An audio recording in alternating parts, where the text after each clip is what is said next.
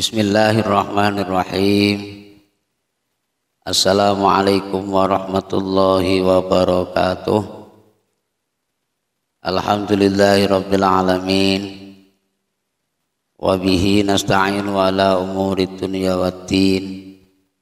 Wassalatu wassalamu ala asyrafil anbiya'i wal mursalin wa ala alihi wa ashabihi ajma'in.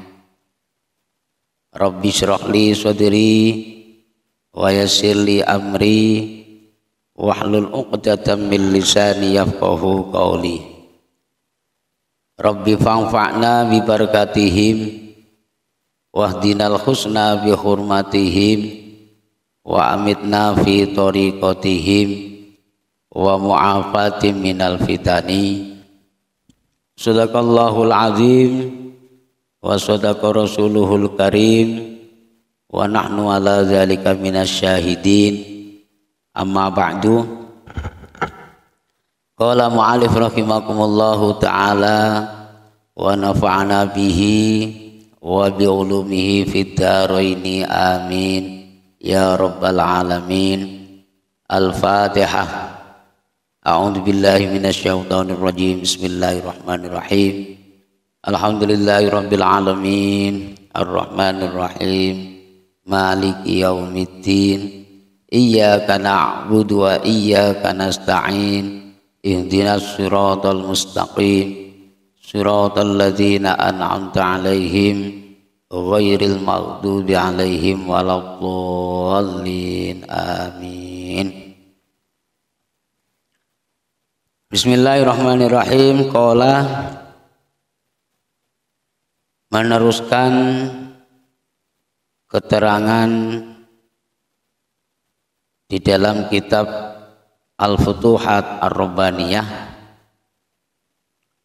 yaitu bagian yang kedua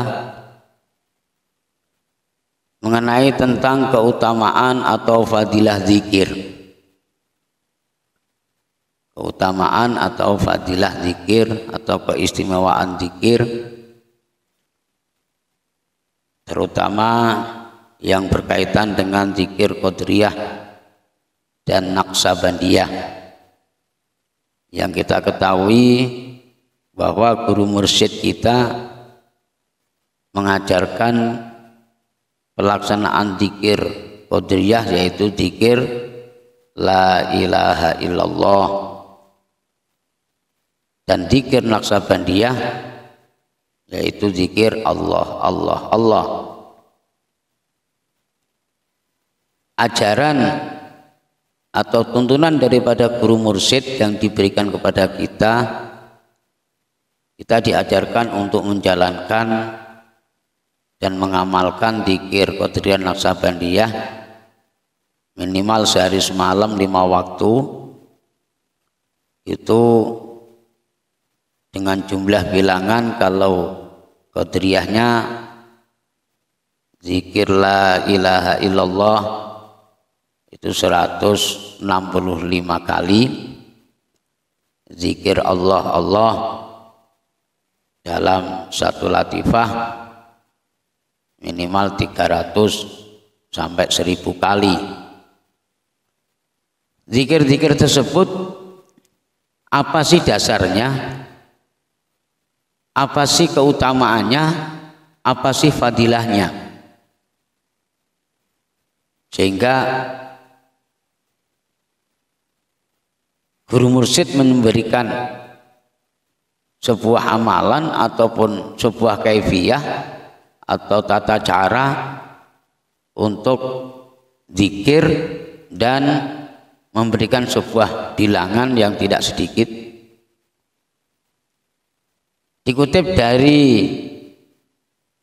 nas yang ada di dalam kitab suci Al-Quran, sebagaimana ayat 152 di dalam surat Al-Baqarah, Allah Subhanahu wa ta'ala berfirman, Bismillahirrahmanirrahim, fazkuruni azkurkum, yang artinya maka ingatlah kepadaku, niscaya aku pun akan selalu ingat kepadamu. Ini referensi atau landasan daripada zikir-zikir yang kita jalankan, zikir-zikir yang kita laksanakan dalam keseharian kita. Firman Allah yang mengatakan bahwa kita dituntut untuk selalu ingat kepadanya, maka kalau kita sudah selalu ingat kepadanya, Allah akan selalu ingat kepada kita. Artinya sebagaimana yang diajarkan oleh guru mursyid terhadap kita, bahwa kita disuruh menjalankan zikir kalimah thayyibah atau zikir nafi isbat yang bunyinya la ilaha illallah, dan juga zikir ismu zat yang bunyinya Allah Allah, dengan sebanyak mungkin mengajarkan kepada kita agar kita selalu ingat kepada Allah Subhanahu wa taala. Kalau kita sudah selalu ingat kepada Allah Subhanahu wa taala, maka Allah juga akan selalu ingat kepada kita. Dalam kata lain, kalau kita selalu ngurusin urusan Allah, maka urusan-urusan kita akan selalu diurusin Allah. Kalau kita punya masalah, kita punya problem, punya sesuatu apa yang mungkin menjadikan sebuah kebutuhan kita, kemudian kita selalu zikir kepada Allah, kita selalu ingat kepada Allah, maka cepat atau lambat keinginan atau kebutuhan kita juga akan dipenuhi oleh Allah Subhanahu wa taala. Itu diantaranya fadilah ataupun keutamaan zikir kepada Allah Subhanahu wa taala. Referensinya bukan hanya satu ayat saja. Kita lihat di dalam ayat 28 surah Ar-Ra'd, Allah juga menegaskan, bismillahirrahmanirrahim, allazina amanu wa tatma'innu qulubuhum bi dzikrillah, ala bi dzikrillah tatma'innul qulub, yaitu orang-orang yang beriman dan hati mereka menjadi tentram dengan mengingat Allah. Ingatlah, hanya dengan mengingat Allah hati akan menjadi tentram. Nah, ini Bapak Ibu yang dirahmati Allah Subhanahu wa taala, berbicara masalah ketenangan batin, ini kadang-kadang kalanya bertolak belakang dengan apa yang selama ini di dalam hati kita. Hari-hari kita sudah zikir, hari-hari kita sudah menjalankan perintah daripada guru mursyid kita, ya, untuk selalu mengingat kepada Allah Subhanahu wa taala, untuk selalu zikir kepada Allah Subhanahu wa taala. Akan tetapi kadang-kalanya justru hati kita tidak akan menjadi tenang. Justru malah sebaliknya akan hati kita menjadi gundah karena faktor kekurangan-kekurangan yang ada di dalam kehidupan kita. Sebagaimana contoh, kita lagi tidak kerja, tidak punya kerjaan, ya, tentunya juga tidak punya duit, tidak punya uang. Kalau nggak punya duit, nggak punya uang, maka akhirnya hati kita menjadi gersah, menjadi gundah gulana, ya.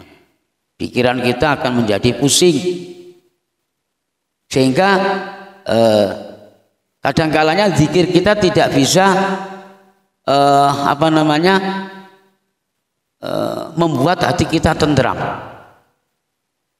Zikir kita tidak bisa membuat jiwa kita menjadi tenang. Ini persoalan yang kita hadapi dalam kehidupan kita sehari-hari. Nah, karena itu guru mursyid selalu mengajarkan kepada kita untuk bagaimana selalu dan selalu untuk melaksanakan zikir, untuk menjalankan zikir. Jangan kau tinggalkan. Ya, jalankan terus, lakukan terus. Apapun persoalannya, apapun yang terjadi, hambatan apa yang menimpa kepada kita, resiko apa yang menimpa kepada kita, tantangan apa yang ada di dalam diri kita, maka jalankan terus. Ya. Insya Allah buah daripada zikir yang kita laksanakan dalam kehidupan kita sehari-hari itu cepat atau lambat akan menghiasi hati kita, akan menghiasi jiwa kita, sehingga suatu saat nanti kita akan bisa mencapai sebuah ketenangan. Ini kadang-kalanya kan seolah-olah yang membuat kita tenang ini kan karena kita banyak duit, kita banyak uang, kita banyak harta benda, sehingga keinginan-keinginan kita tercapai, keinginan-keinginan kita terpenuhi, kebutuhan istri, kebutuhan anak tercukupi. Seolah-olah itu yang akan bisa menjadikan ketenangan di dalam diri kita. Tapi realitanya juga banyak di antara saudara-saudara kita yang duitnya banyak, ya, jabatannya tinggi, gajinya besar, tapi mereka tidak tentram hidupnya, mereka tidak tenang batinnya, ya. Selalu dihantui ketakutan, ya. Malam-malam mau tidur khawatir mobilnya dicuri orang, ya. Malam-malam mau tidur khawatir nanti rumahnya dibobol orang atau dirampok orang dan seterusnya, sehingga dalam jiwanya tidak ada sedikit pun sebuah ketenangan, ya. Karena itu insya Allah kalau kita mengikuti anjuran-anjuran dan saran daripada guru mursyid kita untuk selalu zikir, cepat atau lambat tatmainnul qulub, maka zikir yang akan kita lakukan akan mampu menenangkan batin kita, akan mampu menenteramkan hati kita ataupun jiwa kita. Dan insya Allah dengan kita selalu berzikir kepada Allah Subhanahu wa taala, selalu ingat kepada Allah Subhanahu wa taala, Allah akan selalu ingat kepada kita, dan Allah akan tahu dengan persoalan-persoalan yang ada di dalam diri kita, sehingga persoalan-persoalan tersebut secepatnya akan diselesaikan oleh Allah Subhanahu wa taala.